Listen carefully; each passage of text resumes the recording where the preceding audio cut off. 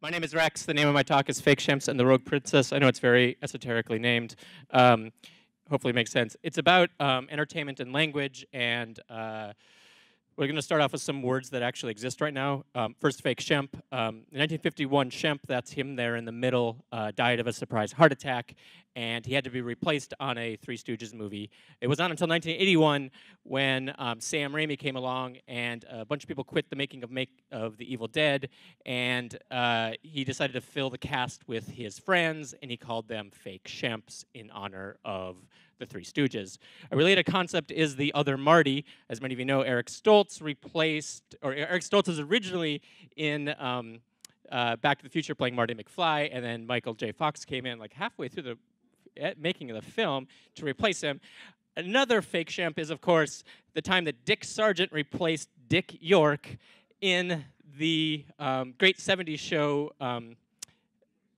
Bewitched. Thank you. I'm behind already. Some people call this the other Darren. I think it's a missed opportunity because they could have called it the double Dick.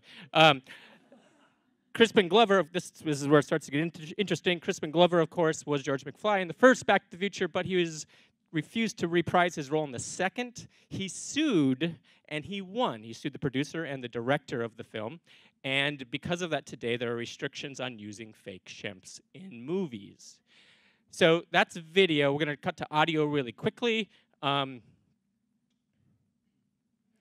a movie is being made, oftentimes they need a new vocal track when it's in the editing room, and the original actor who played the role is not available. So sometimes they bring in an audio voice double. This is called automated dialogue replacement.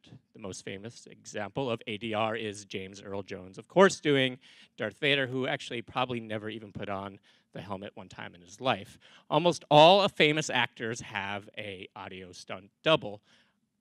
If the technology behind this person has anything to do with it, this could be a thing of the past. This is Hatsune Miku, a virtual character from Japan, of course, who has been on late night. She opened up for Lady Gaga. She's what's known as a Vocaloid character. You buy her off the shelf. She's a piece of software. The way it works is you type into a box, and you move it around, and it makes on the scale, and you hit render, and she just sings. It's kind of creepy and weird, but it is the future. For those of you, this will be reminiscent for those of you who have seen this video. It was really popular in the past year. It's from the Adobe Max conference, where they demoed this new software called Voco. The way it works, in the demo, what they did is they recreated the voice of Keegan-Michael Key, the actor, even though he wasn't there. The way it works is you upload a 20-minute file of that person talking, and it turns it into a phonetic library of their speech, and then you just type, and then it will instantly create their voice. This slide is obligatory. It is, of course, the uncanny valley. It has to be in here. It proposes the ideas that as characters become increasingly more realistic, they become more creepy. The next slide will show some examples. Some of you might be wondering why Elon Musk is on here.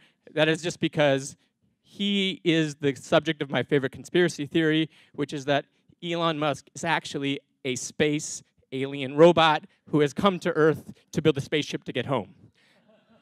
Of course, the uncanny valley is already here.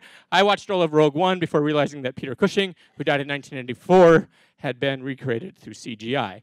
This is inevitably the future, right? We're going to see this more and more. These are examples from just the past year where actors were youthified, I guess, as themselves. But here's the problem. We don't have a name for this. We can't call them something. I have a proposal. Let's call them Rogue Princesses, after, of course, Carrie Fisher's role in Rogue One, where she played herself as a younger version. I want to get this in the Urban Dictionary because it's going to continue happening.